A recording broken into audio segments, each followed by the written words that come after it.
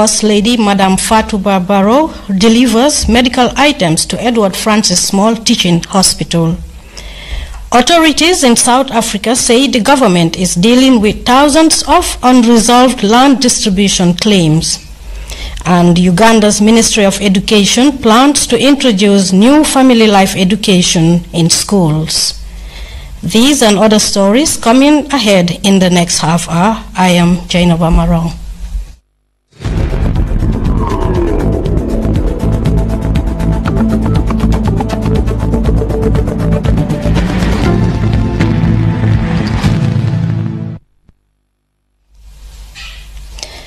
The President, His Excellency Adama Barrow, has reaffirmed his government's commitment to the protection of human and people's rights by aligning the governance structures with international human rights standards and justice. President Barrow was speaking at the opening ceremony of the 61st Ordinary Session of the African Commission on Human and People's Rights at the Jama Hall. Mudi Jallo reports. Representatives of governments, non-governmental organizations, civil society and human rights activists from across the continent and beyond are attending the 61st Ordinary Session of the African Commission on Human and People's Rights. The event, which also coincides with the 30th anniversary of the Commission, brings together stakeholders to review and appraise the human rights situation on the continent.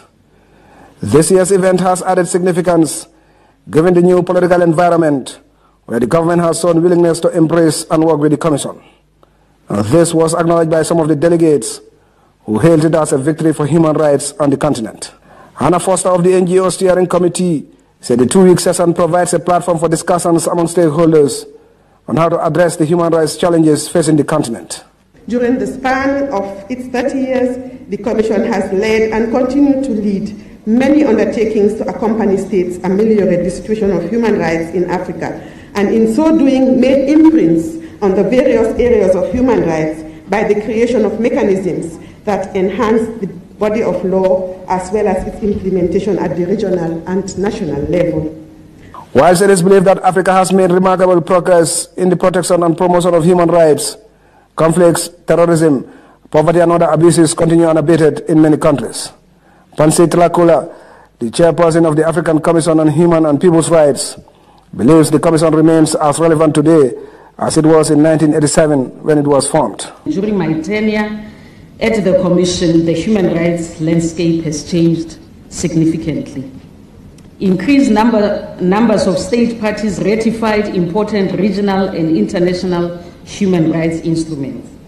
I would be remiss if I did not take this opportunity to commend His Excellency President Barrow and his government for recently signing the second optional protocol to the International Covenant on Civil and Political Rights on the abolition of the death penalty. The EU Commissioner for Human Rights, Stavros Lambrinidis, argued that for human rights to be fully promoted and protected, governments need to strengthen their institutions to provide the necessary institutional and legal frameworks to advance the process. This, he added, must be complemented by working with stakeholder institutions like human rights organizations, NGOs and civil society groups. At this time of celebration, it's maybe a time for also a commitment. I commit on behalf of the European Union as well to strengthen the capacities of the African Commission of Human and People's Rights, because it's one thing to give it powers, another thing to give it the capacity to be able to exercise them in the strongest possible extent. The President, His Excellency Adama Barrow, acknowledged the tremendous contributions of the Commission and other advocates to the advancement of human rights in Africa and pledged to work with them to strengthen the human rights environment in the Gambia. Conscious of the fact that human rights are undeniable and interdependent, my government has been working towards enhancing the lives of our citizens and ensuring that our obligations under the African Charter are fulfilled. My government has resolved to improve the country's legal and institutional environment and to align the entire governance structure with international justice and human rights standards.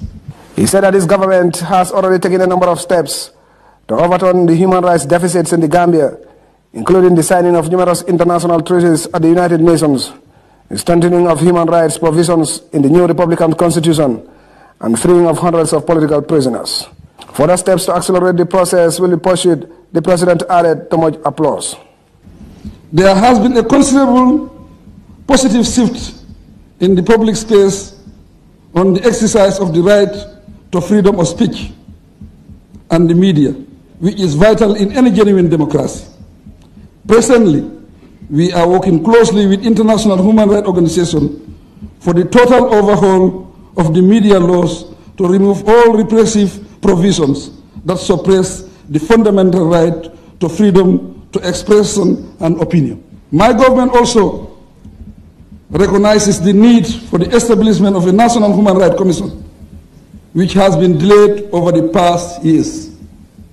Efforts are currently underway to finalize the bill for the establishment of a National Human Rights Commission in compliance with the Paris Principle for the first time in the history of this country. The President's statement effectively opened the session to allow delegates to continue their deliberations. This is the first time government is represented at such a high level. For organizers, it is a vindication of their persistence and resilience during trying times, when many called for the relocation of the Commission's headquarters due to the deteriorating human rights situation in the Gambia. Mamadou Diallo, GRTS News. The First Lady, Madam Fatou Barrow, on Wednesday donated an assortment of medical items to Edward Francis Small Teaching Hospital. Uminjai reports the items, which include medicine and ultrasound machines, are aimed at improving the hospital service delivery.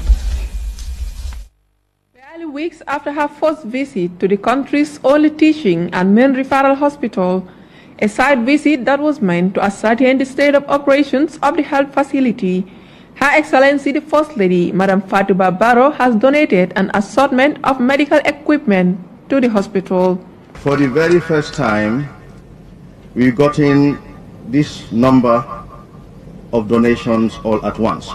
You know that we have a lot of problems with diabetes and amputations here.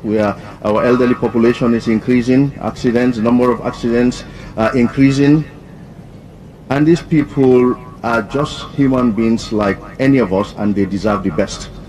And the First Lady says, I will try my best for them. Project Aid Gambia is a household name in the country who have been engaged in promoting the welfare of Gambian people. They are one of those who supported the First Lady's initiative.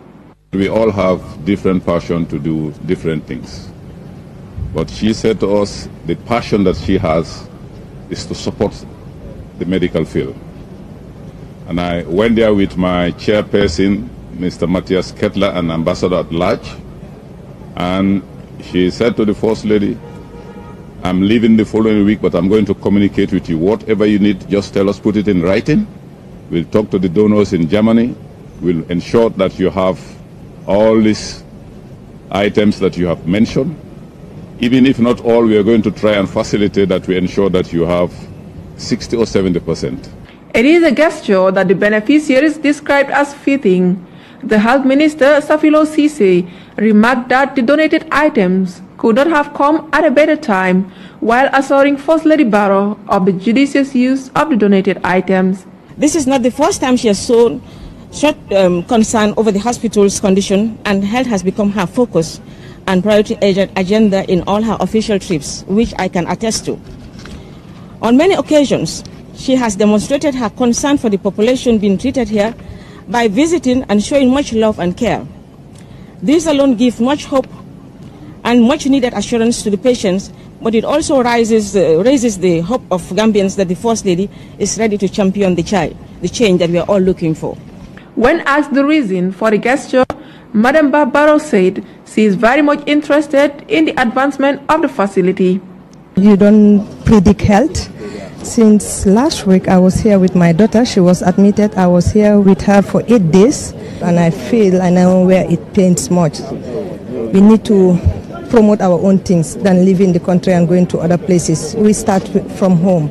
Made in the Gambia, I think, is the best thing we can do. The First Lady presented items including 100 beds with mattresses, 70 wheelchairs, boxes of medicines, amongst others, to the health minister for onward delivery to the management of the Edward Francis Small Teaching Hospital. First Lady Barrow later conducted a tour of the main hospital, including the children's ward and boardroom. The hospital staff, led by Dr. Ahmad Samate, used the opportunity to show the First Lady a slideshow of the planned infrastructure for the main referral hospital, which they say can only be in place through the support of all and sundry. We don't give promises, but we'll see what we can do. The hospital beds and mattresses, nurses and doctors' uniforms, ultrasound machines, medicines and other equipment, if properly utilized, will in no small measure lift the country's main referral hospital service delivery. Ominjai, GRTS. Meanwhile, the Mabu Foundation, in partnership with the staff of Edward Francis Small Teaching Hospital, is working towards raising millions of dollars to improve the hospital. The disclosure was made by Mabu Toure, the founder of the foundation, at a press briefing in Banjul. Louis Mendy has more on that.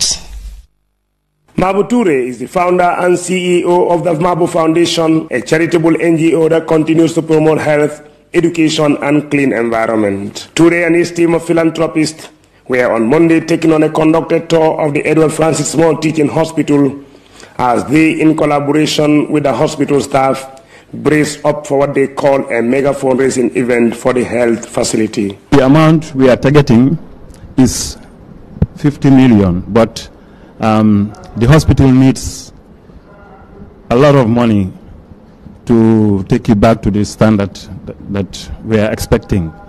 So, but for the start, as for starting, I think 50 million will do a lot. Peter Correa, a staff of the hospital, is a liaison officer between his institution and the Mabu Foundation. It will not only stop at raising funds for the hospital, but also raising awareness of the situations in the hospital.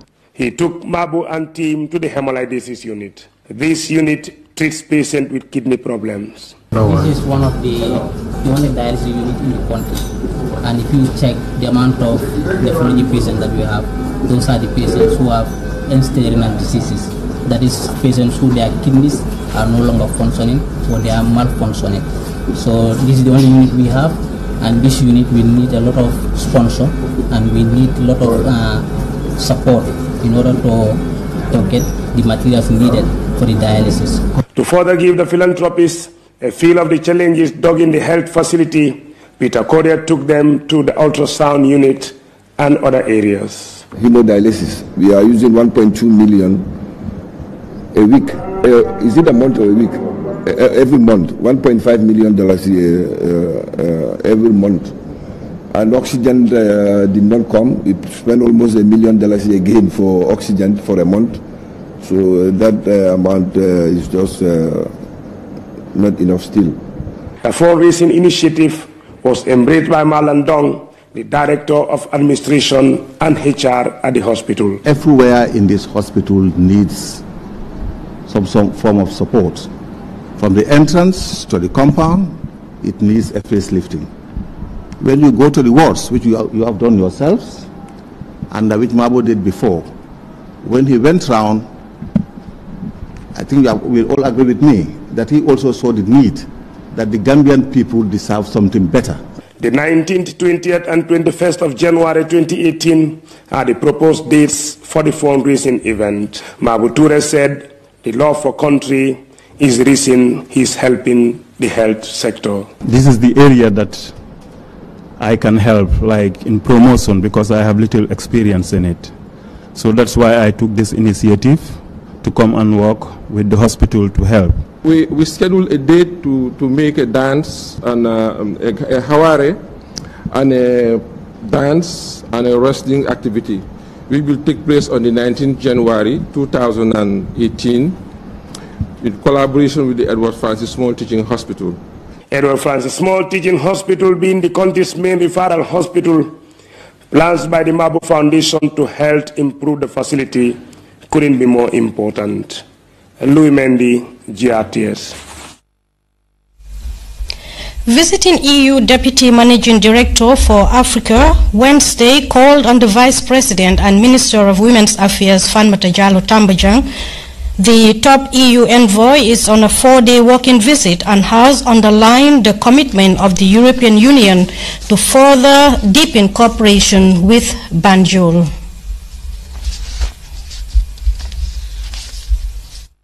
The Vice President of the Republic of Gambia. Can you tell us what the objective of your visit has been and what has been her response? Absolutely. First, I would like to say that from the European Union, I wanted to meet your Vice President because she's a very remarkable woman and she's done a great job for her country. So it was a pleasure and an honor to meet her. We discussed several issues. One, of course, the situation of the country right now in terms of the whole political transition that is happening. We discussed the energy situation, and that is a key issue. We discussed security issues also. And then we discussed the issue. I was very impressed by a slogan she said that the new government had, which was to come back home, which means reaching out to Gambians who are living abroad to come back and build up the country, not leaving the country the back way, but exactly coming back safe and sound. And as I, for instance, had the opportunity myself to visit some projects here in Banjul, where we do technical skills training exactly for young boys who have come back from, for instance, Libya or Niger, I could really see that this is a very strong message. The European Union is a very, very close partner to the Gambia, and we want to maintain those close areas of coordination and of cooperation. We are looking into how we can help a partner like the Gambia right now. For instance, what we're looking at, and that was also a discussion with the Vice President, is we have for some time discussed if we could set up a special conference in Brussels, also focusing on these issues.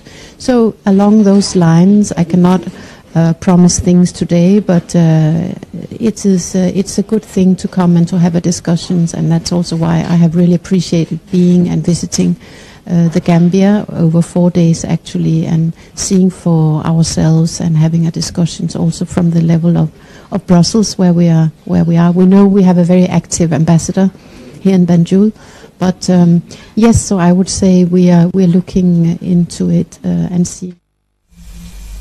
That was Samuel Barr talking to the Deputy Managing Director for EU after her visit at the Vice President and Minister of Women Affairs, Mrs. Fatmata Jallow Tambajang. The Economic Commander, Colonel Margaret Njai, accompanied by Economic Chief of Operation, on Wednesday visited the Police Intervention Unit headquarters in Kanifing. The visit was meant to see how best to partner with the police to strengthen their capacity needs in executing their roles and responsibilities. Khadijatu Jallow has more on that.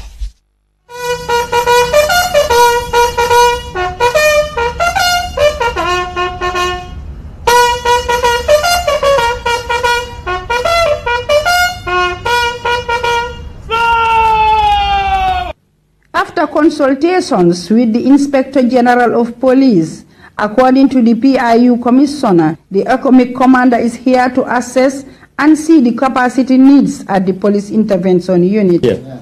We are here to see what you have, to see how we can fit in the picture, because within in the economic forces, we have also a special force detachment.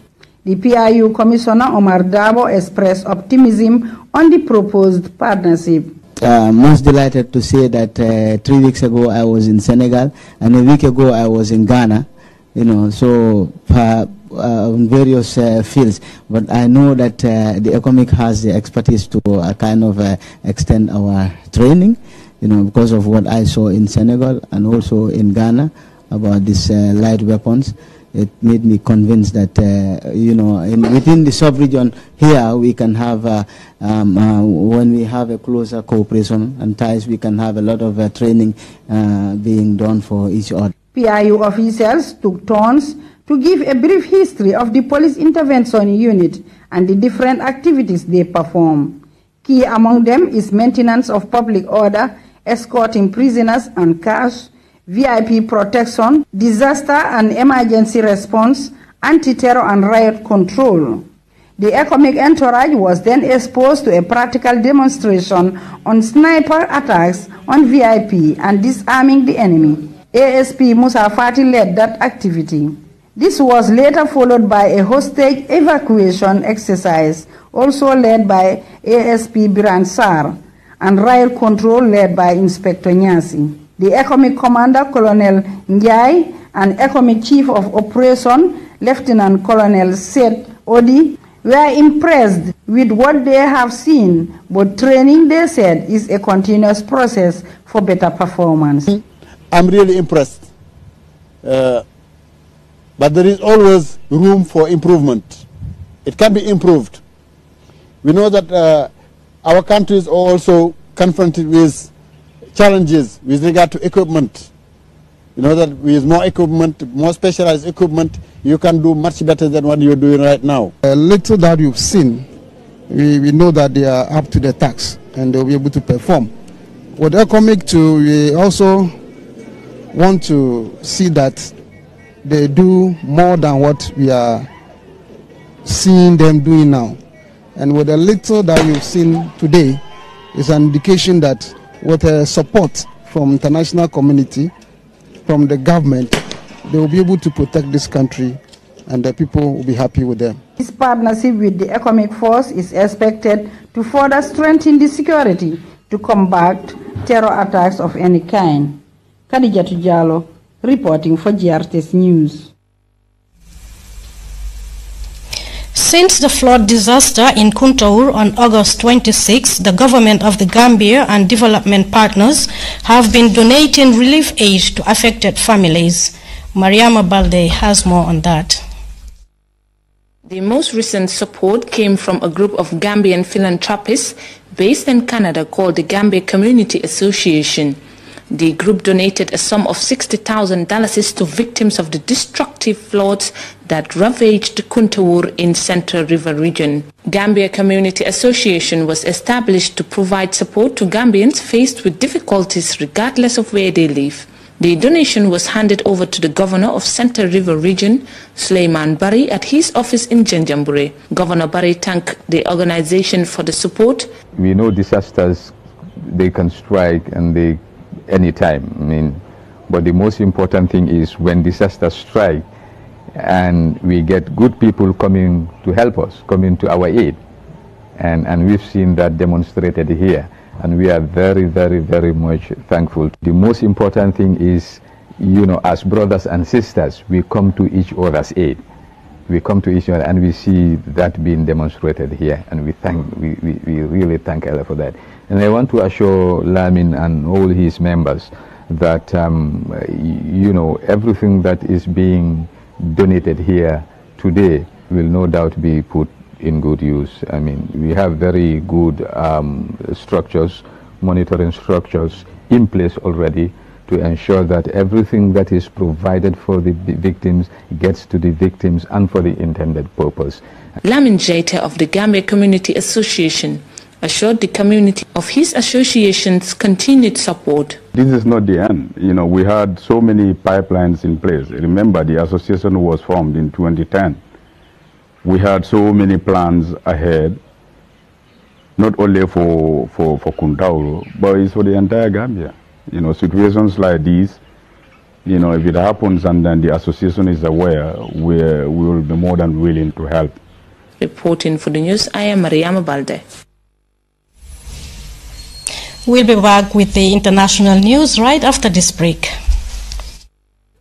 Imagine your staff not having to worry about having credit when they need to make an important work-related call. Well, QCell's Closed User Group service gives you and them that peace of mind. QCell's Closed User Group CUG is an affordable and efficient way for businesses and organizations to reduce their communications costs whilst increasing efficiency at the same time. Whether your business is small, medium, or large, the QCell's Closed User Group service has different packages to suit your budget and gives you a choice of plans that can include a QCell SIM card and Samsung mobile phones, or just a SIM card. You can get the QCell CUG service for as low as $100 a month per user for unlimited calls within your closed user group. Call our CUG sales team today on 333-3127. That's 333-3127, and they will visit your office to highlight the great range of plans and mobiles. QCell's closed user group, making communications easier. QCell, Sunu SIM, Sunu Boss. We innovate, others follow. Welcome back, and now to the international news. Land reform and redistribution is also a political hot potato in South Africa. The country has entered its second land claims period. There are currently over 6,600 outstanding claims. According to the government, CGTN's Angelo Coppola has this report.